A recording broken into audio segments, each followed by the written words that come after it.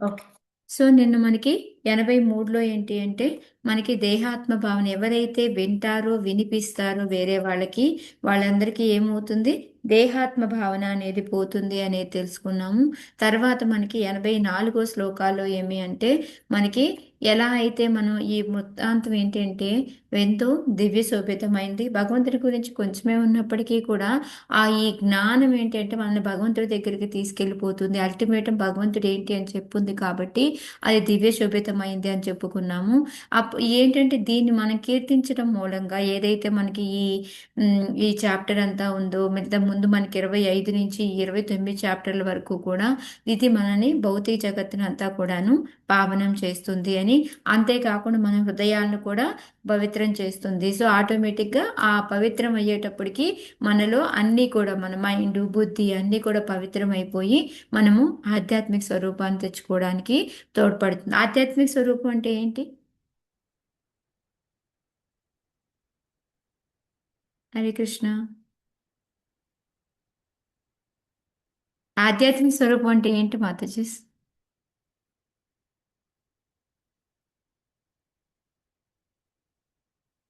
వినిపిస్తుందా నేను అడిగింది? హరే కృష్ణ మాతాజీ. బట్ నేను రాలేదు క్లాస్కి. బట్ నాకు అనిపించిన భగవంతుడికి సేవ చేసుకోవాలా కాబట్టి ఒక ఆ, ఆ, ఆ, ఒక బాడీ మీన్స్ అలా అనుకుంటున్నాను అవును మాతాజీ. మాతాజీ, అది ఏంటి మన ఆధ్యాత్మిక స్వరూపం అంటే ఏంటి? మనం ఫస్ట్ ఉన్నది అదే కదా. జీవన యా, స్వరూప హే కృష్ణేర నిత్యదా, నేను అదే కదా నిత్యదాసి. మంది. ఎస్ ఆ ఆధ్యాత్మిక స్వరూపం అంటే మనం సూక్ష్మ శరీరంతోనే ఉంటాము. బట్ ఏంటంటే మనం ఎస్ ఎవ్రీథింగ్ అంతా ప్యూర్గా ఉంటుంది అనమాట. అది మనకి ఈ ఏమంటారు ఈ స్థూల దేహం అనేది అక్కడంటే అది కూడా దివ్య శరీరంతో ఉంటుంది. ఇక్కడ మనకి ఎలా ఉంటుంది, ఈ పంచభూతాలతో తయారైపోయి మనకి ప్రకృతి గుణాలు దాని మీద ఎఫెక్ట్ అనేది ఉంటుంది. అక్కడ ఆ ఎఫెక్ట్ అనేది ఉండదు అనమాట. అది ఆధ్యాత్మిక స్వరూపం.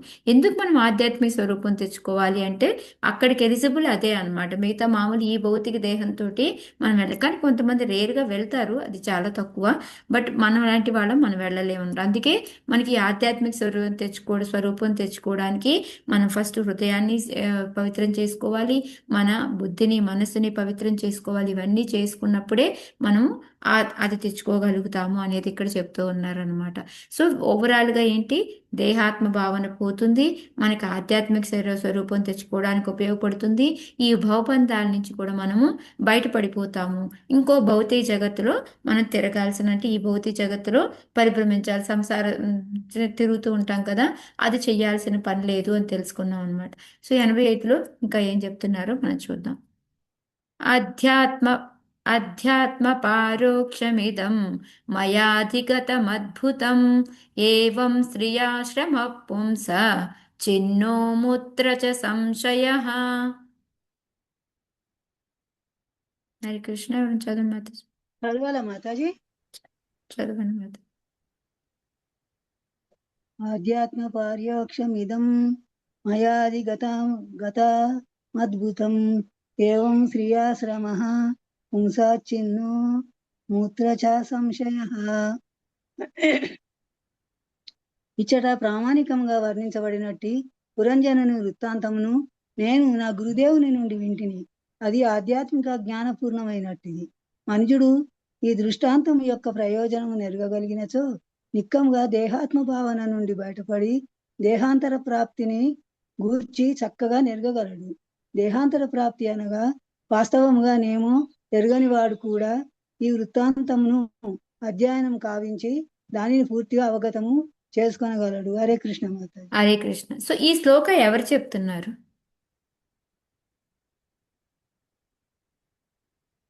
నారద మహర్షి. ఆ? నారద మహర్షి. నారద ఎవరు? నారదముని. నారదముని ఆల్రెడీ వెళ్ళిపోయాడు, మర్చిపోయారా?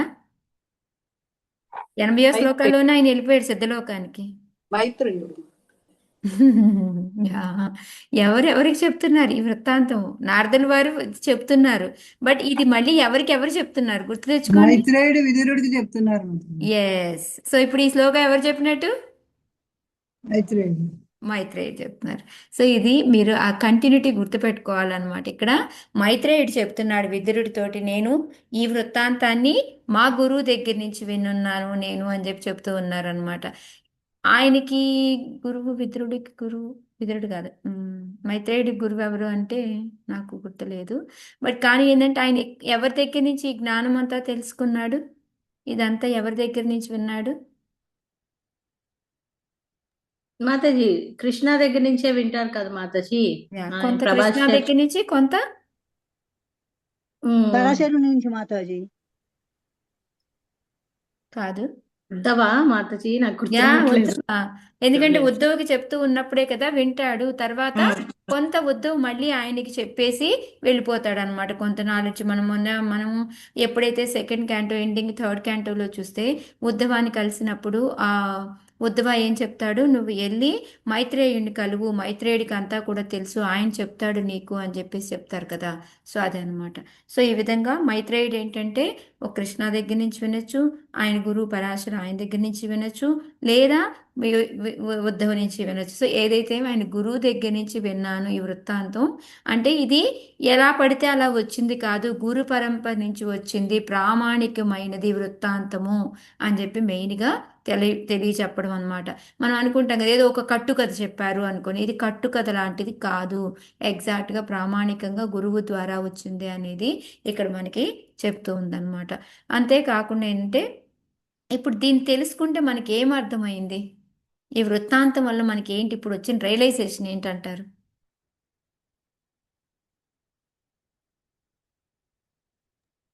ఏమి రియలైజేషన్ రాలేదా ఈ వృత్తాంతం అంతా ఇప్పుడు 4-5 చాప్టర్ల నుంచి వింటుంటే? హరే కృష్ణ మాతాజీ, నాకు అర్థమైందంటే ఒకటి గురువు మూలకమే మన భగవంతుడిని వీ కెన్ రీచ్ గాడ్. మళ్ళీ ఇంకొకటి మన ప్యూర్ ఫామ్ ఉంటేనే భగవంతుడికి, అంటే ఇప్పుడు అన్నట్టు మీరు దేహ నిత్యంగా ఏది ఉండకూడదు, ప్యూర్ సోల్ అలాగే ఆధ్యాత్మిక స్వరూపం ఉండాలి. ఎస్ అదొక్కటే అర్థమైంది మాతాజీ మాకు. ఓకే, ఇంకా అసలు ఇప్పుడు ఈ చాప్టర్ స్టోరీ అంతా వింటే ఏం అర్థమైంది?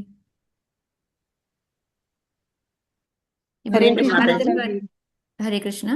సారీ, క్వశ్చన్ అర్థం అవ్వలేదు మాతాజీ.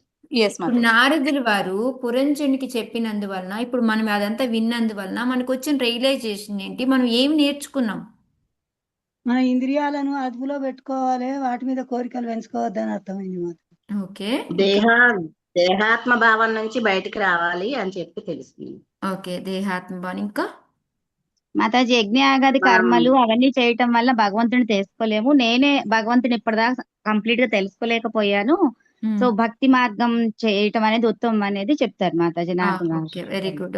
ఒక పాయింట్, వ్యాలిడ్ పాయింట్. ఇంకా మీరందరూ చెప్పినవి కరెక్టే, ఇంకా ఉన్నాయి మాతాజీ. ఏ టైంలో అయినా we should be ready to go Mataji. పట్టుకొని అలాగ పిల్లలు వస్తారు, వాళ్ళకి అప్పచెప్పేస్తారు, అదొకటి అర్థమైంది మాతాజీ. ఓకే, ఒక చిన్న హింట్ ఇస్తాను. ఆయన ఒక డౌట్ అడిగాడు. ఓకే, ఒక డౌట్ అడిగాడు మన పురంజనుడు, ప్రాచీన బర్హి ఒక డౌట్ అడిగాడు. దాన్ని క్లారిఫై చేసినప్పుడు మనకి ఏం అర్థమైంది? కర్మల కోసమే మాతాజీ.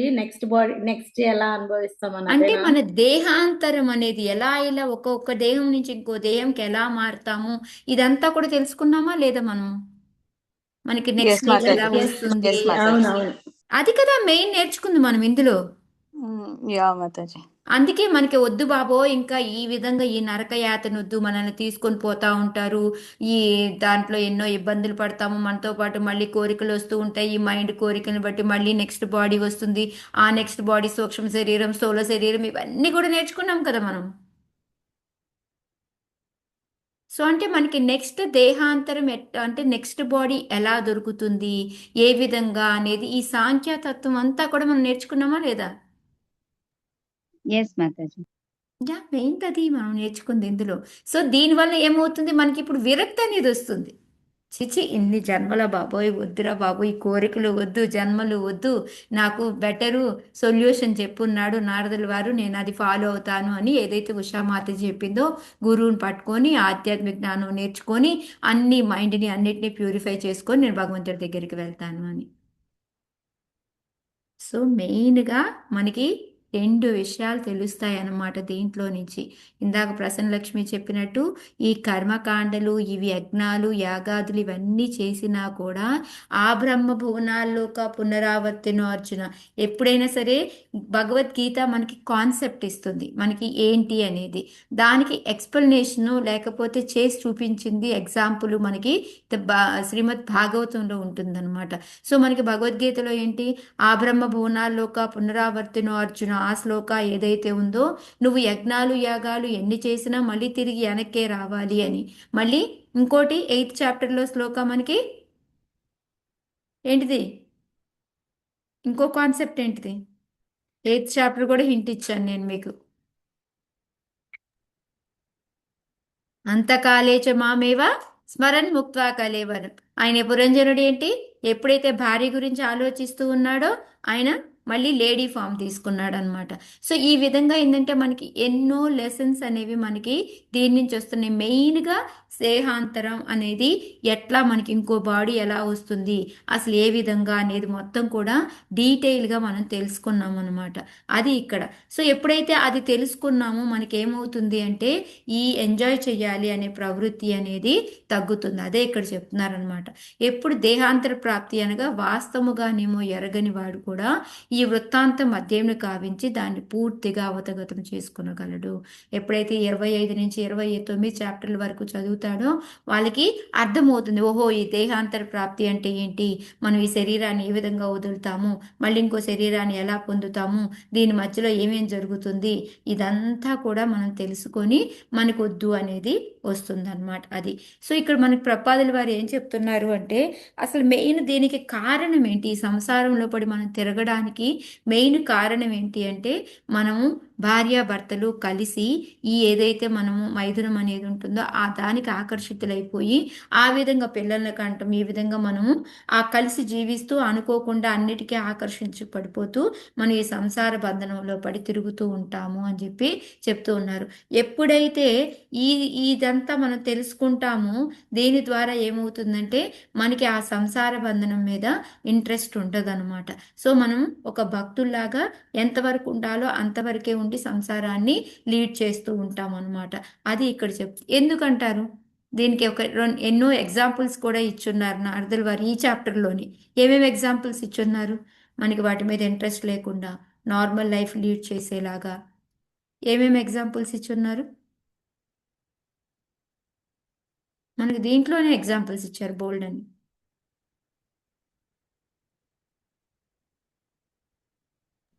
హరే కృష్ణ మాతాజీ. 5 కర్మేంద్రియాలు, జ్ఞానేంద్రియాలు, ఇంకోటి ఆ పేరు గుర్తురావట్లేదు సరే, వాటిని అదే మనకు చెప్పడం రావట్లేదు. లేదు మాతాజీ, అది కాదు నేను అడుగుతుంది. మనము ఇక్కడే మనకి కొన్ని ఎగ్జాంపుల్స్, మనం ఈ లైఫ్ను వదిలిపెట్టి వెంటనే భక్తిలోకి వెళ్ళాలి అని చెప్పేలాగా మనకి బోల్డ్ అని ఎగ్జాంపుల్స్ ఇచ్చారు మనకి ఇందులో నారదుల వారు. ప్రాచీన మనకే చెప్పారు. జింకది ఇచ్చారు, మిగతా వాళ్ళు చెప్పమను. నేను చెప్పడం బాగా చెప్పట్లేదు, లేదా అడగట్లేదు, నాకు అర్థం కావట్లేదు లిటరల్గా.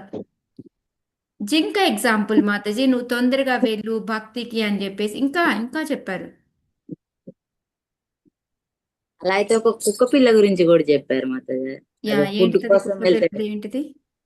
ఫుడ్ కోసం వెళ్తే ఒకసారి ఫుడ్ పెడతారు, సో ఆ విధంగా మన ఈ సంసారంలో ఉన్నప్పుడు ఒక్కోసారి ఒక్కోలాగా మనకి దొరుకుతూ ఉంటుంది. ఒకసారి ఊర్ధ్వలోకంలో జన్మ, ఒక్కోసారి కింద లోకంలో జన్మ, ఈ విధంగా రకరకాలుగా ఉంటుంది అని. హరే కృష్ణ మాతాజీ. చెప్పండి. ఎగ్జాంపుల్ అంటే అంత ప్రాపర్ గా చెప్పే కదా, బట్ అర్థం ఏమవుతుందంటే we have to distract from our, అది అర్థమైంది మాతాజీ. అంటే అవి డిస్ట్రాక్ట్ అవుతున్నాము అని చెప్పడానికి మనకి రకరకాలుగా ఇప్పుడు జింక ఎగ్జాంపుల్ చెప్పారు, ఇంకోటి మాతాజీ జింక చెప్పారు, ఒకటేమో కుక్క చెప్పుకున్నాం మనం. హరే కృష్ణ మాతాజీ. ఇంద్రుడు పందావతారంగా వస్తాడు కదా మాతాజీ. దీంట్లో అడిగాను మాతాజీ. ఓకే, అది కూడా తీసుకోవచ్చు. మాతాజీ ఇది చెప్పారు చూడండి, ఒక వెయిట్ అనేది మనము కుండని నెత్తి మీద నుంచి భుజం మీదకి ఇలా మారుస్తూ ఉంటాం తప్ప దాన్ని దించడానికి మనం ఒప్పుకోము కదా, అది కూడా ఒక ఎగ్జాంపుల్. మనం ఏంటంటే నిర్మూలన అనేది చెయ్యకుండా దాన్ని భారాన్ని అటు ఇటు మనం మార్చుకోవడానికి ట్రై చేస్తూ ఉంటాము. సో ఈ విధంగా మనకి ఎన్నో ఎగ్జాంపుల్స్ నారదుల వారు మనకి ఇచ్చి చెప్తూ ఉన్నారనమాట. మీరు ఇది కాదు చెయ్యాల్సింది, ఈ సంసారం మీద ఉన్న ఆకర్షణని పోగొట్టుకొని మనము భక్తిలోకి వెళ్ళాలి అనేది. సో దాన్నే ఇక్కడ మనకి ప్రపాదుల వారు చెప్తూ ఉన్నారనమాట. మనకి ఈ ఇంద్రియ భోగం మీద, ఈ మైథునం మీద, ఈ ఆకర్షణ అనేది పోవాలి అంటే మనం ఇదంతా తెలుసుకోవాలి. ఈ పురంజన వృత్తాంతం ద్వారా తెలుసుకొని వీటన్నిటి ద్వారా ఎందుకు మైథునం ఆసక్తి ఎందుకు పోతుందో చెప్పండి. ఫస్ట్ పురంజనుడు దేనికి అట్రాక్ట్ అయిపోయాడు? భార్యకి ఎంత అట్రాక్ట్ అయిపోయాడు. దానివల్ల మళ్ళీ భార్య గురించి ఆలోచిస్తూనే చనిపోవడం వల్ల మళ్ళీ లేడీ జన్మ తీసుకోవాల్సి వచ్చింది. సో ఎప్పుడైతే ఆయన మళ్ళీ ఒక గురువుని ఎప్పుడైతే పెళ్లి చేసుకుంటుందో అప్పుడు, అంటే ఒక గురువుని పెళ్లి చేసుకోవడం అంటే మీనింగ్ మనకి ఆ గురువు లాగా అనమాట. ఆయన ఎప్పుడు ప్రవర్తించారో అప్పుడు ఆ లైఫ్ నుంచి బయటపడగలిగింది అనమాట. సో అందుకనే మనం కూడా అలా ఉండాలి. అందుకనే ఎప్పుడైతే ఈ వృత్తాంతం వల్ల మనకి వచ్చే లాభాలన్నీ కూడా అవి అని చెప్తూ ఉన్నారనమాట. అయితే ఈ మధ్య సంప్రదాయంలో విజయధ్వజ తీర్థులు అనేసి వాళ్ళు ఏంటంటే మనకి 45వ శ్లోకం 79వ శ్లోకంలో ఏవైతే మనకి చెప్పారో వాటికి ఇంకొంచెం మీనింగ్ ఎక్స్ప్లెయిన్ చేస్తూ వాళ్ళు రాసినవి కూడా దీంట్లో అటాచ్ చేశారనమాట శ్లోకాసు. అంటే అవి ఏంటి అంటే మన ఈ దేహ పోషణ కోసమే మనం ఉండి మనం దీని కిందే ఉంటే మనకి పశువులకి తేడా ఏంటి? అవి పశువులు అవే చేస్తున్నాయి, మనం అవే చేస్తున్నాము. ఇవన్నీ డిఫరెన్స్ చెబుతూ వాళ్ళు 2-3 శ్లోకాలు ఇచ్చారనమాట. అవి కూడా మనం చదువుకొని ఈరోజు సెండ్ చేద్దాం. సర్వేషామేవ జంతు చెప్పండి రేవతి మాతాజీ. మీరైతే చెప్పండి. దగ్గొచ్చిందమ్మా, సారీ, దానిలో ఉంది. ఓకే. సర్వేషామేవ జంతూనాం సతతం దేహ పోషణే అస్తి ప్రజ్ఞా సమాయత్త కో విశేషస్తదా నృణాం లబ్ధ్వే హంతే మనుష్యత్వం హిత్వా దేహాద్య సద్గృహం ఆత్మశ్రుత్యా విహాయేదం జీవాత్మా స విశిష్యతే. రేవతి మాతాజీ మీరు చదివేరా?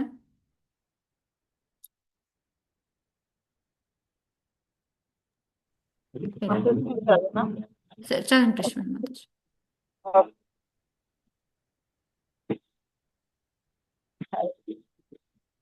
సర్వేషామేవ జంతూనాం సతతం దేహ పోషణే అస్తి ప్రజ్ఞా సమాయత్త కో విశేషస్తదా నృణాం లబ్ధ్వే హంతే మనుష్యత్వం హిత్వా దేహాద్య సద్గ్రహం ఆత్మశ్రుత్యా విహాయేదం జీవాత్మా స విశిష్యతే.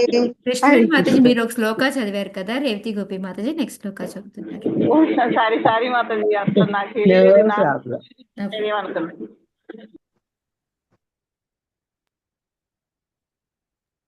ఇద్దరు చదవండి. మీనింగ్ చదవమంటారా? దేహమును భార్య పుత్రులను పోషించు కోరిక జంతువుల యందును గోచరించును. అటువంటి కలాపములను కొనసాగించుటకు జంతువులకు పూర్తి మేధస్సు కలదు కనుక మానవుడు కేవలం ఈ రంగముననే ప్రగతిని సాధించినచో అతనికి జంతువుకు భేదమేముండును? పరిణామ క్రమమున అనేక జన్మలు గడిచిన పిమ్మటయే ఈ మానవ జన్మ లభించినదని ప్రతి ఒక్కరూ సావధానుడే తెలుసుకొనవలెను. స్థూల సూక్ష్మ దేహ భావనలను త్యజించిన పండితుడు ఆధ్యాత్మిక జ్ఞానముచే దేవదేవుని వలనే ఆత్మస్వరూపునిగా చెన్నంతగలడు. హరే కృష్ణ. ఇందులో మనకి పశువులకి మనం కూడా మనకి సంసారాన్ని ఈదుకుంటూ మన కోరికలన్నీ తీర్చుకుంటూ ఉన్నాం కూడా. అవి జంతువులు చేస్తూ ఉంటాయి, మనము చేస్తూ ఉన్నాం. సో మనకి తేడా ఏంటంటే మనకి మానవ జన్మ దొరికింది, దాన్ని మనము ఈ భక్తి యోగంలో మనం ముందుకు వెళ్ళదాము. అందుకే ఎప్పుడు మాకు మా శిక్షా గురు ఇక్కడ సుగుణవృంద మాతాజీ అని ఉండేది. ఆ మాతాజీ ఎప్పుడు ఫస్ట్లో వచ్చిన కొత్తలో ఈ ఎగ్జాంపుల్ చెప్పేదన్నమాట. మనకి ఒక జంతువులకి ఉన్న తేడా ఏంటంటే మనం గుడికి వెళ్ళామనుకోండి, మనం చక్కగా నమస్కారం పెడతాం, అవి చేస్తాం. కానీ కుక్కలు పందులు ఇలాంటివన్నీ వెళ్ళాయనుకోండి, అవేం దండాలు పెట్టవు దేవుడికి. సో అది మనకి కాన్షియస్ అనేది ఉంటుంది, వాటికి ఉండవు. సో ఆ విధంగా ఏంటంటే మనకి ఈ ఎప్పుడైతే ఈ పురంజన వృత్తాంతం ద్వారా ఏంటంటే మనకి స్థూల సూక్ష్మదేహాలు ఏంటి, వాటితో ఏం చేస్తాము, అసలు ఈ శరీరం ఎందుకు దొరుకుతుంది, ఇవన్నీ కూడా మనం తెలుసుకొని భగవంతుని దగ్గరికి వెళ్ళడానికి మనం ట్రై చేయాలన్నమాట. అదే ఇక్కడ మనకి వీళ్ళు కూడా చెప్తూ ఉంది. ఓకే,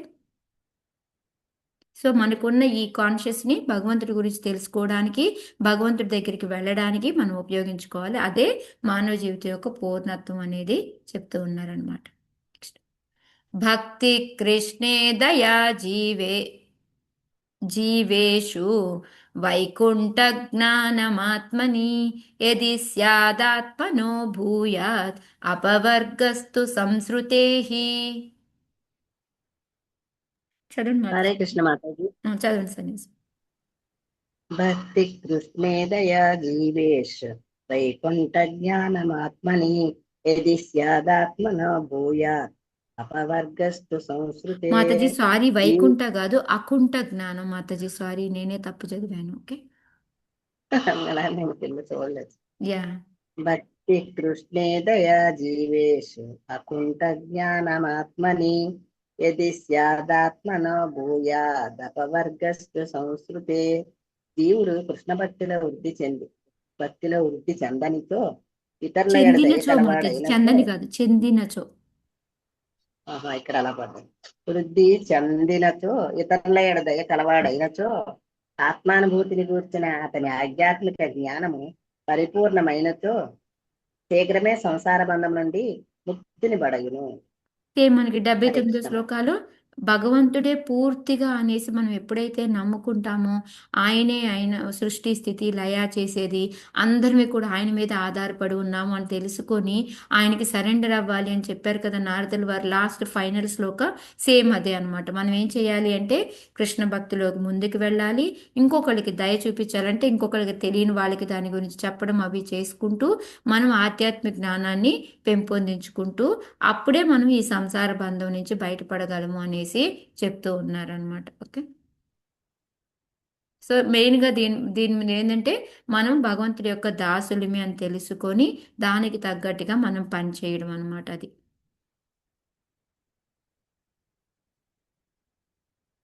సో ఇక్కడ మనకి బసవన్ సరస్వతి మహారాజులు దుష్టమును తుమి కీసేర వైష్ణవ ప్రతిష్టారతరే నిర్జనేర ఘరే తవ హరినామ కేవల కైతవ అని సాంగ్ ఉందన్నమాట. ఓ దుష్టమోనవ నీవెట్టి వైష్ణవుడు, కేవలము గౌరవమును కీర్తిని కోరుచు నీవు ఏకాంతమును హరే కృష్ణ మహామంత్రమును జపించుచున్నావు అని పలుకుచు ఆయన ప్రచారం చేయని వాళ్ళని. మనకేంటంటే ఎందుకు దయ అనేది చెప్పారు అంటే మనం ఒక్కలమే చేసుకోవడం కాకుండా, ఓకే నేను సాటిస్ఫై, నేను చేసుకుంటున్నా, నేను భక్తులు ఉంటే మన చుట్టుపక్కల ఉన్న వాళ్ళందరినీ కూడా భక్తిలోకి తీసుకురావడానికి ట్రై చేయాలన్నమాట. అందుకని వైష్ణవుడు అనే వాళ్ళు ఎవరు అంటే మిగతా వాళ్ళ మీద దయ అనేది చూపిస్తే ప్రచారం అనేది చేస్తారు. అందుకని ఇక్కడ చెప్తున్నారు మనందరికీ కూడా ఇప్పుడు ఎంతో మంది మనకి గురువులు ప్రచారకులు ఉన్నారు. వాళ్ళందరి వల్లనే మనం ఈ మాత్రం నేర్చుకుంటున్నాం, మనం ఒకరికొకరికి మనం చెప్పుకోగలుగుతున్నాం అనమాట. అదే ఇక్కడ మనకి చెప్తూ ఉన్నారు. ఓకే, సో ఒకటి భగవంతుడి యొక్క సేవ చేసుకోవాలంటే అర్చన పద్ధతి, రెండోది ప్రచారం చేయాలి అనేది, మూడోది జ్ఞానాన్ని పెంచుకోవాలి అనేది, 3 చెప్తూ ఉన్నారనమాట. అదృష్టం దృష్టవన్న క్షేద్భూతం స్వప్నవదన్యథా భూతం భవద్భవిష్యచ్చ సుప్తం సర్వరహోరహః. చదవండి. 31 మెంబర్స్ ఉన్నారు, 3 చదివారు ఇప్పటికి. మాత చదువు. అదృష్టం దృష్టవన్న హరి అదృష్టం ఏమని చెప్పొచ్చు మాతాజీ? అది వన్నజ్జేనా మాతాజీ? ఈయన మాత్రం కాదు. అదృష్టం దృష్టవన్నజ్ క్షేద్భూతం స్వప్నవదన్యథా భూతం భవద్భవిష్యచ్చ సుప్తం సర్వరహోరహః. భూత భవిష్యత్ వర్తమానములలో జరిగిడి సమస్తము కేవలము స్వప్న మాత్రమే అయి ఉన్నది. సమస్త వేద వాంగ్మయ రహస్యమిదియే. హరే కృష్ణ. సో ఇక్కడ వాళ్ళని చివరికి ఏం చెప్తున్నారు, మనం ఇక్కడ ఎంజాయ్ చేసేది ఈ భౌతిక ప్రపంచంలోకి వచ్చేది ఇదంతా కూడా ఒక కళ లాంటిదే అని చెప్తున్నారు. ఎందుకంటారు?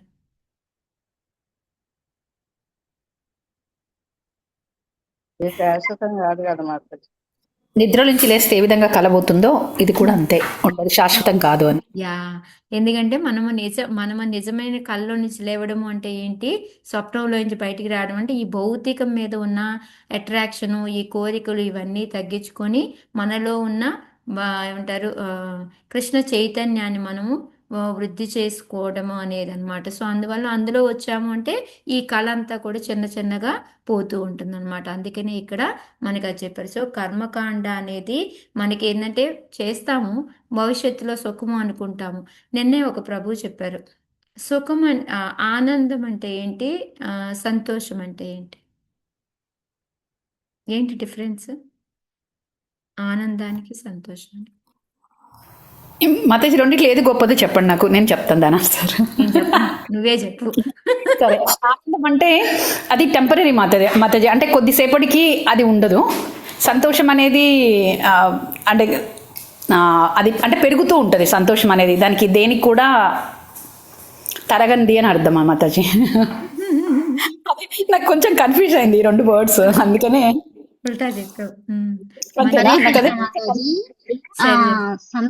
సంతోషం అంటే బాహ్య విషయాల నుంచి బయట నుంచి వచ్చే సంతోషం మాతాజీ. ఆనందం అంటే ఆత్మానందం అంటారు, మనలోనే ఉంటుంది. We have to recognise that.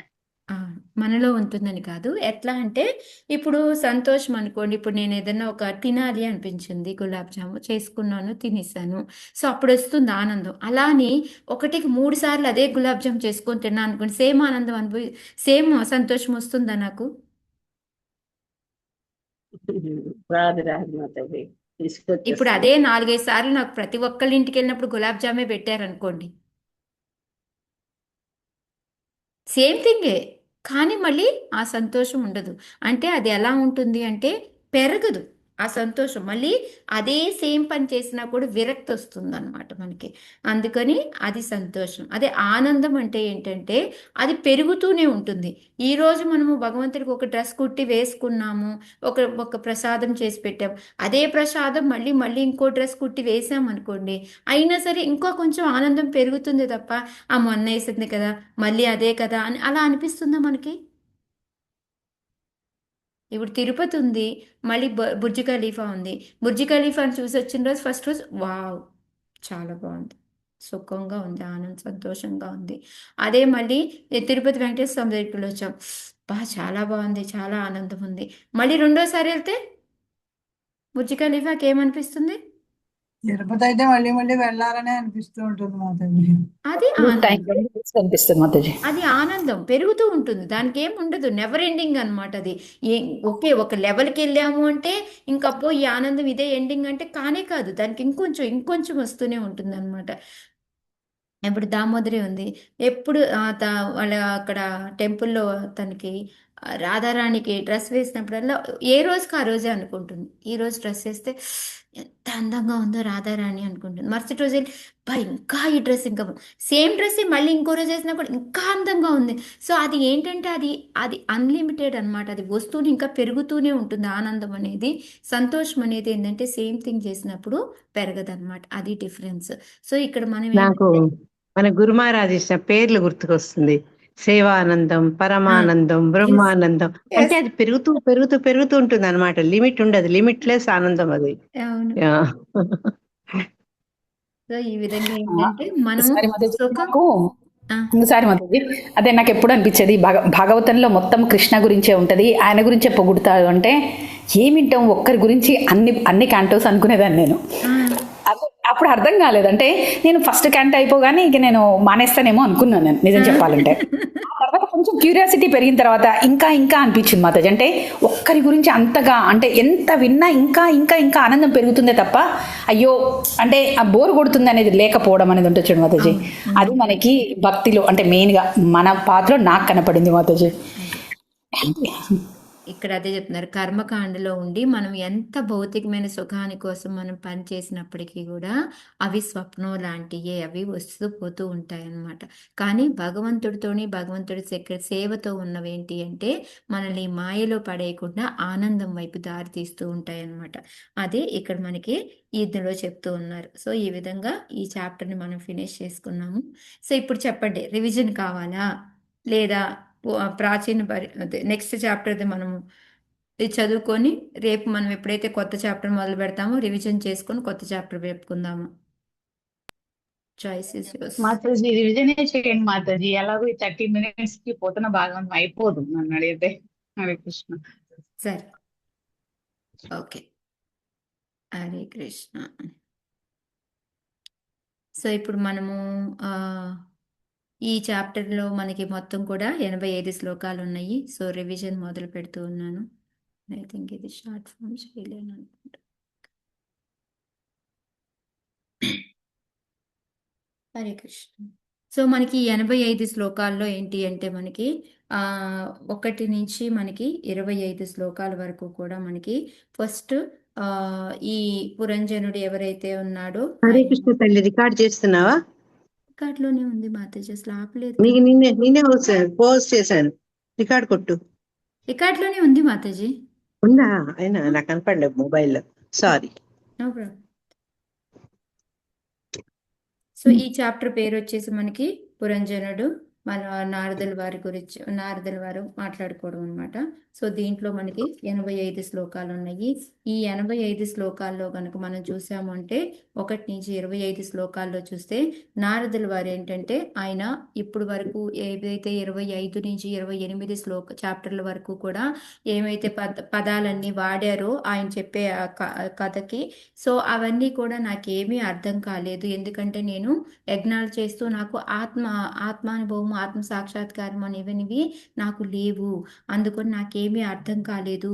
నాకు కొంచెం విపులంగా అర్థమయ్యేలాగా చెప్పండి. సో మనం కూడా చెప్పుకున్నాము ఏంటి, ఎందుకంటే మనమైతే తెలుస్తుంది మనకి ఈ ఓకే పలానాది ఏంటంటారు, మాతాజీ అన్ని ఎక్స్ప్లెయిన్ చేసి పురంజన అంటే ఎవరు, 9 gates అంటే ఏంటి, ఇవన్నీ కూడా మాతాజీ చెప్పింది కాబట్టి మనకి చాలా ఈజీగా అర్థమైంది.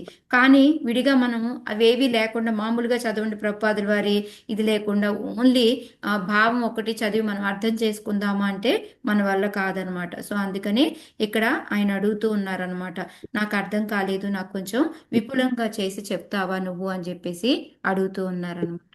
సో ఆ తర్వాత 2 నుంచి 7 వరకు కూడా మనకి ఆయన మనకి ఈ ఏమంటే ఏంటి అనేది, పురంజన అంటే ఎవరు అంటే జీవ అనేసి, నెక్స్ట్ వచ్చేసి సిటీ ఏంటి అంటే ఈ బాడీ అనేసి, అవజ్ఞాత అంటే ఎవరు, సోల్, ఆత్మ, పరమాత్ముడు మాతాజీ. పరమాత్మ. ఎస్ మాతాజీ. సో పరమాత్మ అని. ఆ తర్వాత 9 గేట్లు ఏంటి అంటే అవి మనకి ఈ ఏదైతే నవరంధ్రాలు ఉంటాయో అవి అనేసి, పురంజని ఎవరు అంటే మనకి బుద్ధి అనేసి, నెక్స్ట్ ఎవరు మగ ఫ్రెండ్స్ ఎవరు,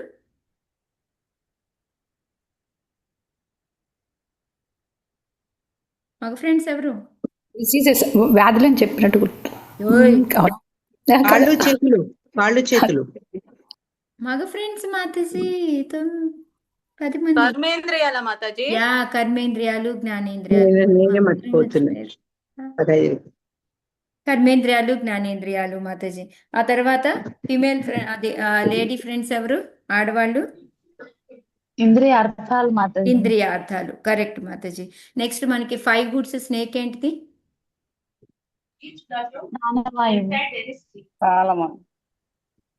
ప్రాణవాయువులు.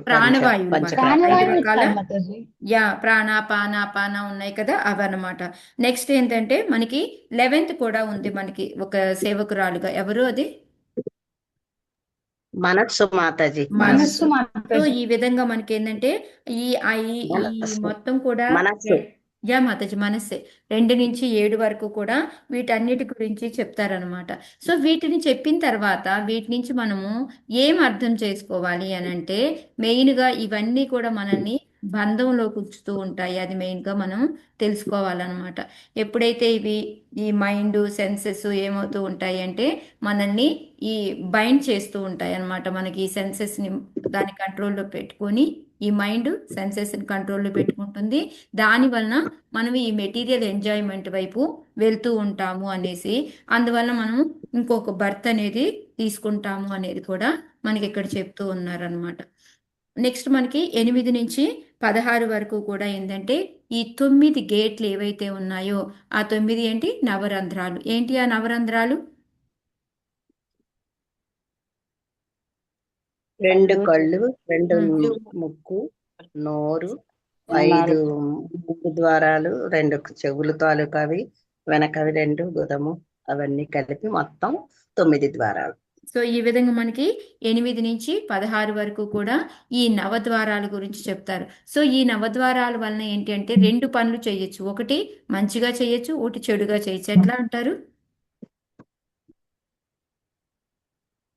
సో వాటి పేర్లు, వాటి ఉండే ప్లేసు అవన్నీ కూడా ఇచ్చారు. సో అవన్నీ ఇప్పుడు నేను చెప్పట్లేదు, మీ అందరికీ మళ్ళీ ఒకసారి వెనక్కి వెళ్ళి మళ్ళీ చదువుకోండి.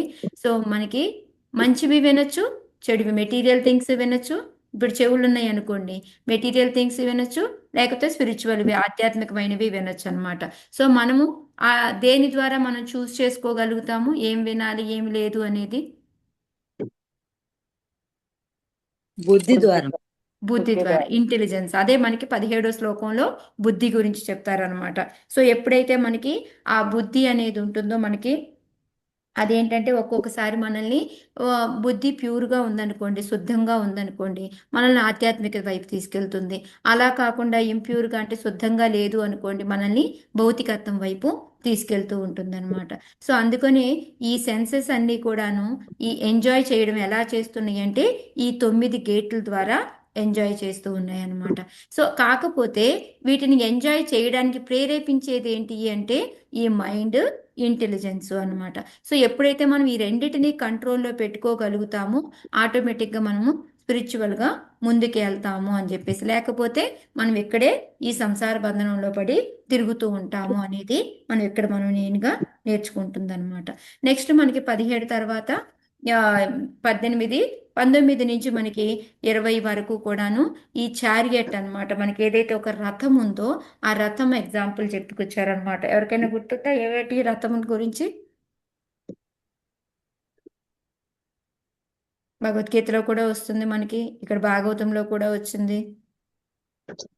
5 గుర్రాలు, తాడు, 5 గుర్రాలు ఏంటి?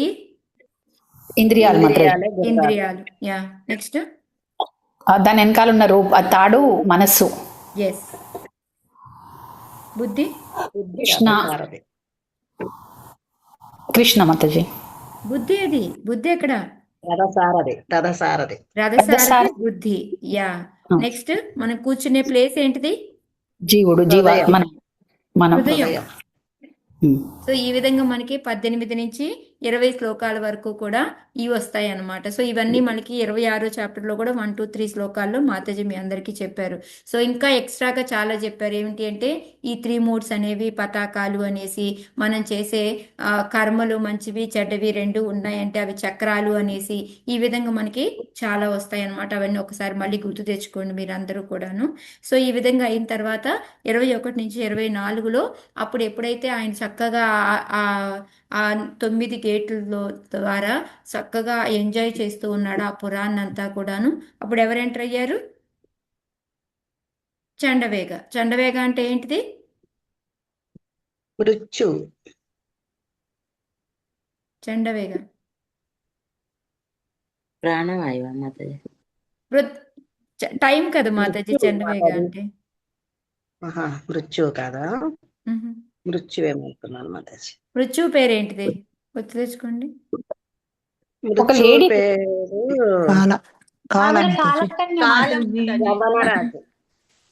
కాలకన్య వృద్ధాప్యం. యవనరాజు మాతాజీ. ఎస్, యవనరాజు. గుర్తు తెచ్చుకోండి, అన్నీ మర్చిపోయారు కదా అందరూను. యవనరాజు Mataji. Yeah.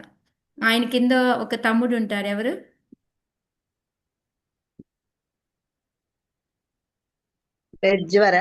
ప్రజ్వర. Yes Mataji. So first మనకి అందరికి మీరు 28వ చాప్టర్లో కాదు 27వ చాప్టర్లో మీరు చూసుంటే కనుక ఎవరు కాలకన్య అని ఎవరు పెళ్లి చేసుకోరు, వృద్ధాప్యాన్ని ఎవరు తీసుకోకపోతే నారదుల వారిని కూడా అడిగితే కాదు అని యవన్ రాజు దగ్గరికి పంపిస్తుంది. యవన్ రాజు ఎవరు అంటే మృత్యువు అనమాట. సో ఆయనతో పాటు ఉండే సైనికులు వీళ్ళంతా ఎవరు? ఇది పక్కా వ్యాధులు చెప్పారు మాతాజీ, రోగాలు. Diseases Mataji, diseases. Yes. So ఇది మనకి 21 నుంచి 24 వరకు ఏంటంటే ఈ చండవేగ ఏంటంటే వాళ్ళ మీద ఆ పురం మీద దాడి చేయడము ఇదంతా కూడా మనకి చెప్తారనమాట. సో ఈ విధంగా వీళ్ళందరూ కూడా దాడి చేసి అయిపోయేటప్పటికి ఆయన ఇంకా ఆయనకి ఇంకా ఏంటి వదిలేసి వెళ్ళాలి అనుకుంటున్నాడా జీవాన్ని, దేహాన్ని? ఇష్టపడడు, దేహాన్ని ఇంకా ఉండాలి అని అనుకుంటాడు. అది ఆయనకి ఎందుకంటే నేను నాది అనే ఆ తాపత్రయంతో ఆయన దాన్ని వదిలి వెళ్ళాలి అని అనుకోడు అనమాట. సో ఈ విధంగా మనకి ఈ 25 శ్లోకాల వరకు కూడా ఏమేంటి ఎవరెవరు అనేది ఏంటి అనేది మొత్తం మనకి 28వ చాప్టర్ వరకు కూడా ఏం చెప్పున్నారో అదంతా కూడాను ఆయన ఎక్స్ప్లెయిన్ చేశాడనమాట. చేసిన తర్వాత ఇప్పుడు నారదుల వారు ఏం చెప్తున్నారు అంటే, ఇంకా నీకు ఇప్పుడు అర్థమైంది కదా, కాకపోతే నువ్వు అసలు మనం ఈ భౌతిక ప్రపంచానికి రావడానికి గల కారణాలు ఏంటి అనేది మనకి 26 నుంచి 33 శ్లోకాల వరకు కూడా చెప్తూ ఉన్నారనమాట. ఎందుకు అంటే మనకి ఒక చిన్న స్వతంత్రం ఉంది, దాన్ని మనం సరిగ్గా యూజ్ చేసుకోకపోవడం మూలంగా మనం ఈ భౌతిక ప్రపంచంలోకి వచ్చి పడ్డామన్నమాట. సో ఈ భౌతిక ప్రపంచంలోకి వచ్చి పడిన తర్వాత అక్కడి నుంచి మనం ఏం చేస్తాము, మనం ఎంజాయ్ చేయడం మొదలు పెడతాము ఈ ప్రకృతి గుణాల ద్వారా మనం ఎంజాయ్. సో ఏ గుణముతో మనం ఎక్కువగా అటాచ్ అయి ఉంటామో ఆ గుణంతో మనకి నెక్స్ట్ జన్మ అనేది వస్తుంది. మనకి ఎలా అంటే మనము సత్వగుణంలో ఉన్నాం అనుకోండి, మనకి జన్మ ఎక్కడ ఉంటుంది, ఎక్కడ ఉంటుంది మనకి?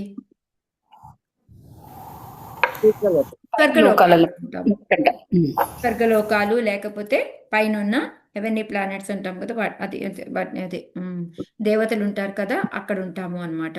కాకపోతే చేసే పనులన్నీ కూడా పైస్ యాక్షన్స్ ఉంటాయి అనమాట. అదే ఓకే, అంటే మంచి పనులు చేస్తాము, భక్తి అని కాదు, ఇక్కడ మంచి పనులు చేస్తూ ఉంటాం అంతే అనమాట. నెక్స్ట్ అదే రజోగుణంలో ఉంటే కనుక మనం అన్నీ కూడాను మామూలు కర్మలు చేసుకుంటూ ఉంటాము.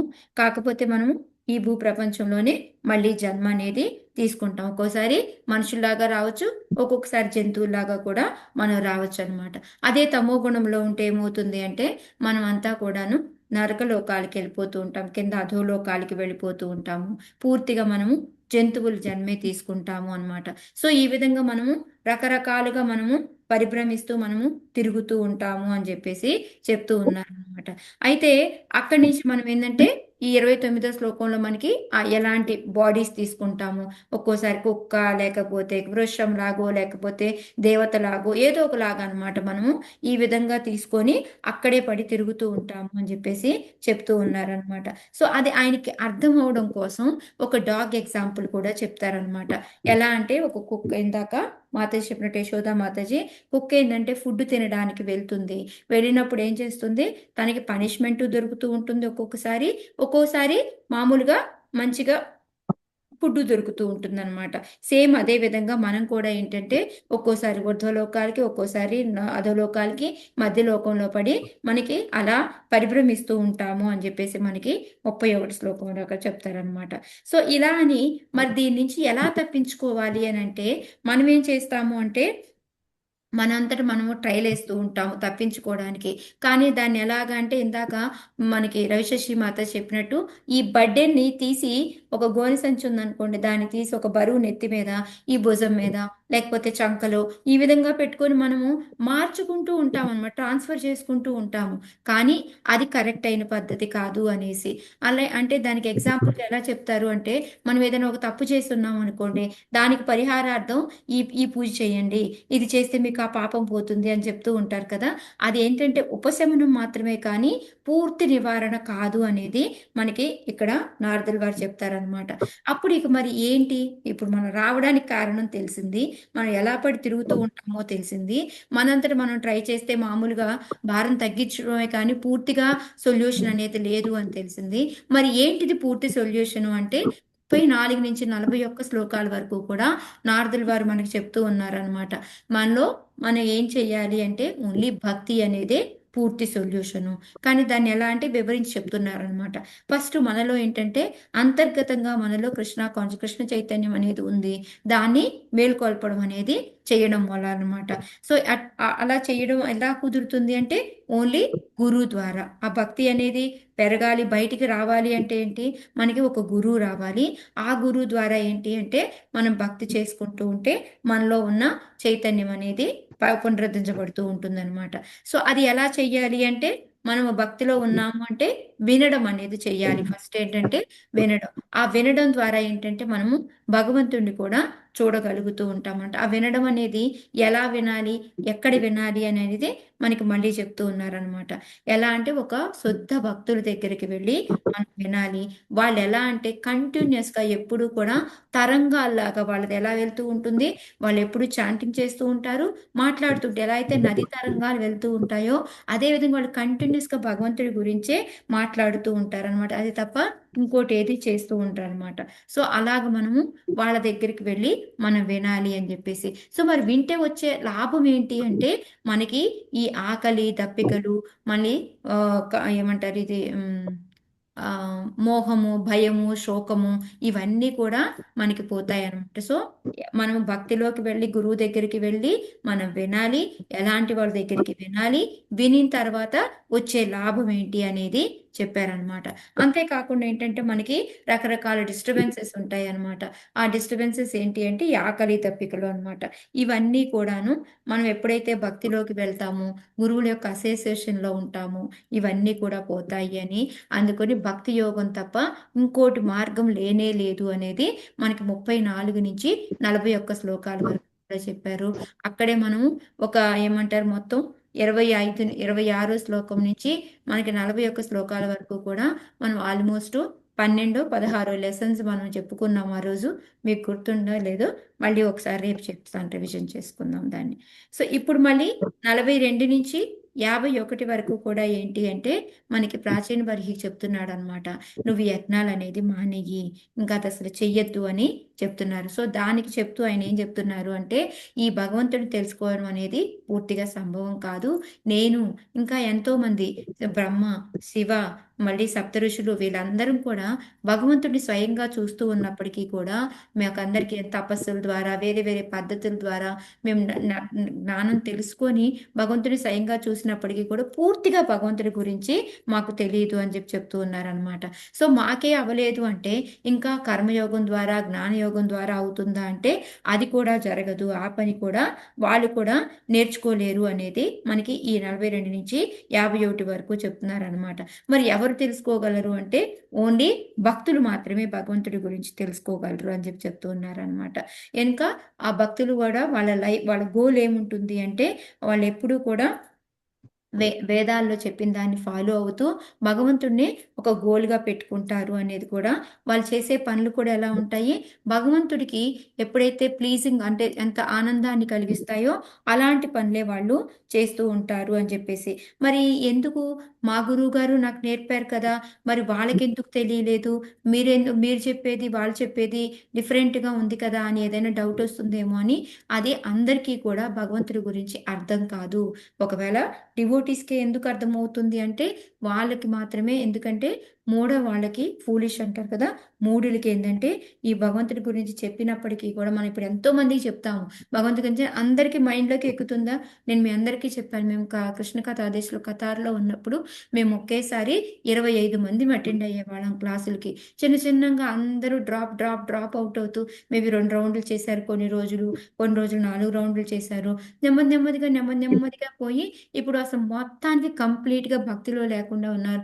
ఓన్లీ ఇద్దరమే, నేను మొన్న ఒక మాతాజీ వచ్చారన్నారు కదా మా ఇంటికి గెస్ట్ సలాలా నుంచి, ఆ మాతాజీ మేమిద్దరమే ఇందులో మళ్ళీ ముందుకు వెళ్ళి ఒక దీక్ష అనేది తీసుకోవడము ఇవన్నీ కూడా జరిగిందనమాట. అందుకే అందరికీ ఇది అర్థం కాదు అని చెప్పేసి చెప్తూ ఉన్నారనమాట. సో మనం ఏం చెయ్యాలి అంటే భగవంతుడికి ఆనందాన్ని కలిగించే, ఆయనకి సంతోషాన్ని కలిగించే పనులు మాత్రమే మనం చెయ్యాలి అని. సో భగవంతుడి యొక్క ఎలా ఉంటుంది, ఆయన యొక్క నేచర్ ఎలా ఉంటుంది అంటే భగవంతుడు ఏంటంటే మన అందరిలో సూపర్ సోల్ లాగా మన అందరి లోపల ఉంటాడు. అంతే కాకుండా ఒక తల్లిలాగా తండ్రిలాగా ఆయనే మనందరికీ ఆశ్రయము, ఇవన్నీ కూడా అన్నమాట. సో అలాంటి భగవంతుడిని మనము శరణు వేడుకొని మనం ప్రార్థిస్తే ఎలాంటి లాభం వస్తుంది అని అంటే, మనకి మనం ఆ భగవంతుడు ఏంటంటే మనందరినీ ఒక ఫ్రెండ్ లాగా ట్రీట్ చేస్తూ ఉంటాడనమాట. అంతేకాకుండా అంటే అది ఎవరు తెలుసుకుంటారు అంటే, ఒక గురువు స్థానంలో ఉన్న వాళ్ళు మాత్రమే ఈ భగవంతుడిని చేయడము, భగవంతుడి ద్వారా రిజల్ట్ పొందగలుగుతారనమాట. సో వాళ్ళేంటి అంటే, ఏదో ఒక కార్యం నెరవేరాలి అంటే వేరే వేరే దేవతల మీద ఆధారపడడం ఉండదు. వాళ్ళకి మంచి జరిగినా, చెడు జరిగినా ఎప్పుడూ భగవంతుడినే అంటిపెట్టుకొని భగవంతుడి గురించే చెప్తూ ఉంటారనమాట. సో అలాంటి వాళ్ళు మాత్రమే గురువు అయ్యే అర్హతను కూడా పొందగలుగుతారు అనేసి మనకి 51 శ్లోకాల వరకు కూడా దీని గురించి చెప్తారు. సో అందుకని మనం ఏంటి అంటే, భగవంతుడి గురించి పూర్తిగా తెలుసుకోవాలని కాదు, ఒక గురువు దగ్గరికి వెళ్ళి భగవంతుడికి దగ్గర నుంచి నేర్చుకొని భగవంతుడికి సంతోషం కలిగించే పనులు చేసుకుంటూ మనం ఆ మనం ముందుకి వెళ్ళాలి అనేది. అందుకని ఈ కర్మకాండ దేని ద్వారా కూడా మనం వెళ్ళలేము, ఈ మానేయి అని చెప్పేసి నారదుల వారు ప్రాచీన బర్హికి చెప్తారనమాట. సో చెప్పి ఇంకా అనుకుంటున్నారు, ఇప్పుడు చెప్పేసిన వెంటనే ఆయన వెంటనే ఏంటంటే 3 వెళ్ళిపోవాలి, వదిలేసి అని రావట్లేదనమాట. సో అందుకని అతనికి మళ్ళీ ఒక డీర్ ఎగ్జాంపుల్ కూడా చెప్తారనమాట. సో అదేంటి అంటే, ఒక ఆడజింకతోటి మగ జింక ఏం చేస్తుందంటే, ఒక ఉద్యానవనంలో చక్కగా తుమ్మెదలు వచ్చేసి ఆ పువ్వుల మీద వాలి మకరందాన్ని తీసుకుంటూ జూంకారం చేస్తూ ఉంటుంది. దానికి ఎదురుగా ఏంటంటే ఒక అది పులి వస్తూ ఉంటుంది తినడానికి, వెనకాల నుంచి వేటగాడు బాణం వేస్తూ ఉంటాడు. వీటన్నిటినీ మర్చిపోయి ఎంతో ఆనందంలో మునిగి తేలుతూ, అది ఆనందం కాదు యాక్చువల్గా, బట్ దానిలో మునిగి తేలుతూ అదే ఆనందం అనుకొని జీవిస్తూ ఉంటుంది అనమాట. సేమ్ అలాగే మనం ఏంటంటే దాన్ని మళ్ళీ విస్తీకరించి మళ్ళీ నారదుల వారు చెప్తారు, మనము ఆడజింక అంటే మామూలు జీవులు అనుకుంటే, మనకి ఈ తుమ్మెద జూంకారాలు ఏంటంటే మన పిల్లలు చేసే చిలక పలుకులాగా మాట్లాడే మాటలు, మళ్ళీ ఈ పులి అనేది టైము అనేసి, వేటగాడు అనేది మృత్యుదేవత అనేది, ఇవన్నీ మనల్ని కబళించడానికి వస్తూ ఉంటే దాని గురించి మనం పట్టించుకోకుండా ఈ సంసారంలో పడి ఉంటాము. సో ఎప్పుడు మనకి ఈ మృత్యు అనేది మనకు వస్తుందో తెలీదు అనేసి ఆయనకి చెప్తాడనమాట. చెప్తే అప్పుడు ఆయన అర్థం చేసుకుంటాడు. సో అర్థం చేసుకొని ఇప్పుడు ఏంటంటే, నువ్వు ఇంకా లాస్ట్లో ఏంటంటే 55వ శ్లోకంలో నువ్వు ఈ డీర్ లాగా బిహేవ్ చేస్తున్నావు అనేసి ఆయనకి వెల్లడి చేస్తాడనమాట. చేస్తే అప్పుడు ఇంకా 56 నుంచి 59లో అప్పుడు ఆయన చెప్తాడు, ప్రాచీన బర్హి నాకు అర్థమైంది, నువ్వేం చెప్పావో నాకు క్లియర్గా అర్థమైపోయింది. సో ఇక నుంచి ఏంటంటే, నాకు మా గురువులు చెప్పింది వాళ్ళకి పూర్తిగా తెలియకుండా నాకు వేరేలాగా చెప్పారు. మీరు చెప్పిన దానికి కూడా ఎంతో డిఫరెన్స్ ఉంది. ఇందులో ఏంటంటే ఇంద్రియ భోగం అనేది లేనే లేదు. ఇదంతా బాగానే ఉంది, కానీ నాకు తెలిసిన సిద్ధాంతం ఏంటంటే, మన కర్మ ఫలాలు అనేవి మనతో వస్తాయి, మనం తర్వాత అనుభవిస్తాము అని చెప్తున్నారు. కానీ ఈ దేహాత్మతో ఉన్న ఈ దేహంతో మనం ఆ కర్మలు చేస్తే నెక్స్ట్ మనకి ఈ దేహం లేనప్పుడు దాన్ని మనం ఎలా అనుభవిస్తాము, నాకు అర్థం కావట్లేదు, దీన్ని కొంచెం నాకు విస్తీకరించి చెప్పు అని చెప్పేసి అడుగుతాడనమాట. నెక్స్ట్ మనకి 60 నుంచి 79 వరకు నారదుల వారు దీని అంతటికి గల కారణం ఏంటి అనేది చెప్తారనమాట. ఇక్కడ మనకి సూక్ష్మదేహము, స్థూలదేహము, వీటన్నిటి గురించి చెప్తారు. మనం ఎప్పుడు కూడా స్థూలదేహం చనిపోయినా కూడా సూక్ష్మదేహం అనేది అలాగే ఉంటుంది, మనం ప్రయారిటీ సూక్ష్మదేహానికి ఇవ్వాలి స్థూలదేహం కన్నా అనేది చెప్తారనమాట. అంతేకాకుండా ఇంకా ఒకటి, మనకి ఎలా అయితే ఒక కళ వస్తే ఆ కళ నుంచి మనం బయటపడాలి అంటే ఇంకో కళ కనడం కాకుండా, ఆ కళలో ఏం చేస్తాం మనం, ఇప్పుడు నేను ఈ శరీరంతో ఉన్నాను, ఈ రసరాణి మాతజీ ఇట్లా పడుకున్నాను, నాకు కళ వచ్చింది, నేను కళలో ఒక రాణినో రాజునో ఏదో అయ్యాను, లేకపోతే ఎక్కడికో వెళ్తూ ఉన్నాను, ఇంకొక బాడీని యాక్సెప్ట్ చేసుకుంటాను కదా కళ కనడానికి. ఈ స్థూలదేహం నిద్రపోతూనే ఉంది, సో కానీ ఇంకో స్థూలదేహాన్ని తీసుకొని నేను ఆ కళని ఎంజాయ్ చేస్తూ ఉన్నాను అనమాట. సేమ్ అదే విధంగా ఈ బాడీ ఏం చేస్తుందంటే, ఇది చనిపోయిన తర్వాత ఈ సూక్ష్మ శరీరం వెళ్ళి ఇంకో స్థూల శరీరాన్ని తీసుకొని దాని ద్వారా ఎంజాయ్ చేయడం మొదలు పెడుతుంది అని చెప్పేసి. సో అలా మనకి నెక్స్ట్ లైఫ్ రావడానికి గల కారణం ఏంటి అంటే, మనం ఈ దేహాత్మ భావంతో ఉండి మనం కర్మలు అనేవి చేస్తాము. ఆ కర్మల ద్వారా ఏంటంటే వాటన్నిటినీ కూడా ఈ సూక్ష్మ శరీరం తీసుకొని పోతూ ఉంటుంది. ఆ మైండ్లో ఇంకా కొన్ని కోరికలు ఉంటాయి. వాటన్నిటికీ తగ్గట్టుగా ఒక బాడీ అనేది మనకి భగవంతుడు ఇస్తాడు అనమాట. ఈ విధంగా మనకి నెక్స్ట్ లైఫ్ అనేది వస్తూ ఉంటుంది అని చెప్పేసి. సో మనకి ఆ ప్రీవియస్ ఇంతకు ముందు లైఫ్ మనకి ఎలా తెలుస్తుంది అంటే, మనం ఇంతకు ముందు లైఫ్ ఎలా ఉన్నాము ఏంటి అనేది మనం చేసే పనులు, మనం ఏదైతే జ్ఞానేంద్రియాలు కర్మేంద్రియాలతో మనం ఏ పనులు అయితే మనం చేస్తూ ఉంటామో దాన్ని బట్టి మన యొక్క ప్రీవియస్ లైఫ్ ఏంటి అనేది మనం కొంచెం గెస్ చేయొచ్చు అనేది చెప్తూ ఉన్నాను. ఎందుకంటే మన ఫేస్ అనేది ఒక దర్పం లాంటిది. ఆ చేసే పనులను బట్టి మనకు కూడా అంటూ ఉంటారు కదా చాలామంది, ఒరే పూర్వ జన్మలో నువ్వు ఇలా అయి ఉంటావురా, అందుకే ఇదిరా, ఇలా చేస్తున్నావురా, ఈ పనులు ఇలా ఉన్నాయిరా అనేసి అంటూ ఉంటారు కదా. అదే మనకి ఇక్కడ చెప్తూ ఉన్నారనమాట. 63వ శ్లోకాలో మనం చేసే పనులు మనకి తెలుస్తాయి, మనం పూర్వజన్మలో ఏంటి అనేది మనకు అర్థమవుతుంది అని చెప్పేసి చెప్తూ ఉన్నారనమాట. సో అది మనకి ఏంటంటే కళలు కూడా మనకి 64 నుంచి మనకి కొంచెం ఈ కళల గురించి చెప్తూ ఉంటారనమాట.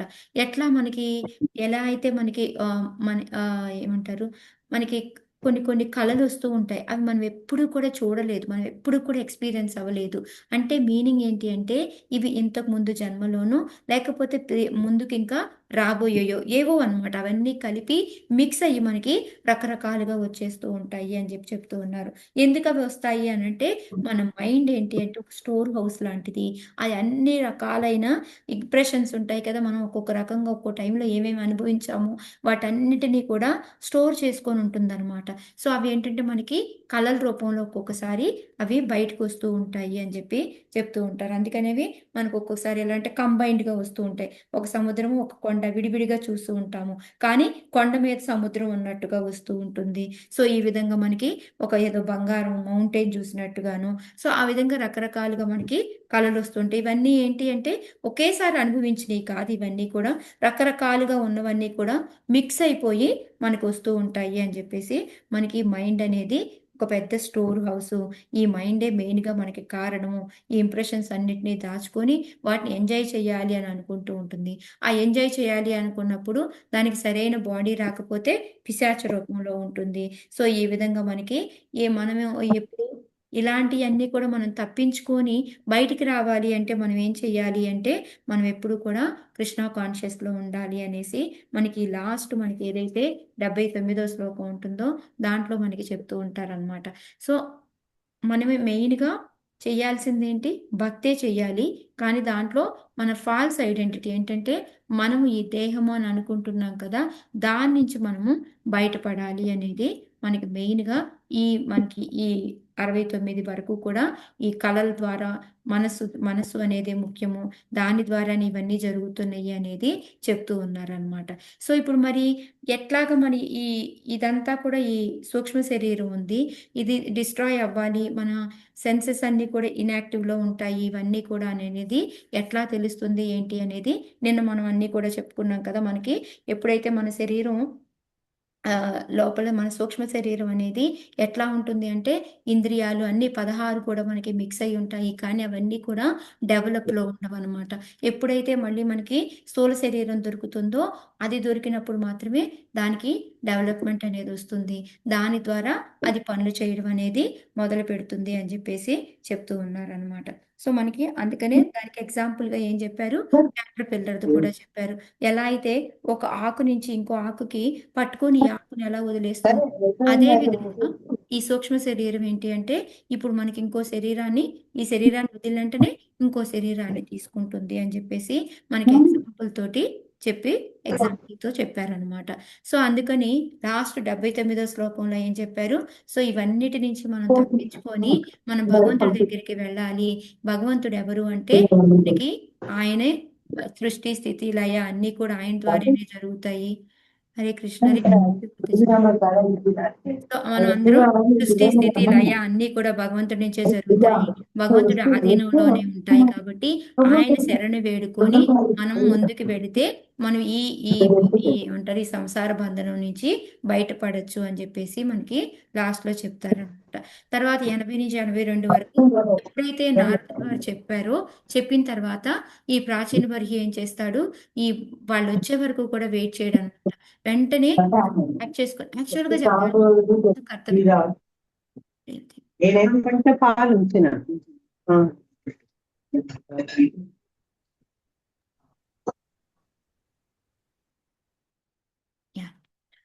మనకేంటంటే 80 నుంచి 82 వరకు ఏంటంటే యాక్చువల్గా ఒక రాజు కదా ఆయన.